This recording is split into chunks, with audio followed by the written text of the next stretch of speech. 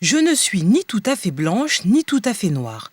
Je suis ce qu'on appelle une café au lait, née en France d'un père ivoirien et d'une mère française.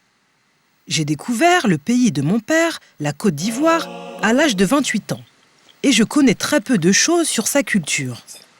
Cependant, il y a un objet africain que j'affectionne particulièrement depuis mon enfance. C'est le boubou.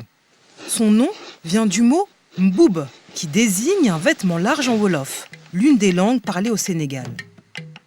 Le boubou est originaire de l'Afrique de l'Ouest. Il est porté aussi bien par les hommes que par les femmes. Un boubou se fabrique à partir de plusieurs pagnes. Un pagne, c'est une très grande pièce de tissu qui mesure 2,10 m sur 1,80 m. Le boubou de l'homme est constitué de 2 à 3 pièces. Un pantalon, une chemise ou une longue tunique flottante. Les femmes portent souvent une jupe faite d'un pagne qu'on noue sur le côté, comme ça, et par-dessus, elles enfilent par la tête un large morceau de tissu. Un petit morceau de la même étoffe enroulé sur la tête, et voilà, la tenue est complète. Le tout premier boubou que j'ai vu était un cadeau que mon père a fait à ma mère avant ma naissance. Ses couleurs me rappelaient les quelques photos que mon père avait de son village baoulé.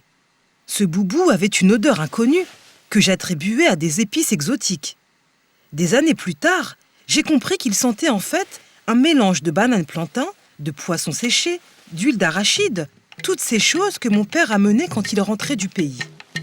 Dans mon armoire, j'ai des boubous de toutes les couleurs. Bleu, rouge, vert, orange, jaune, marron.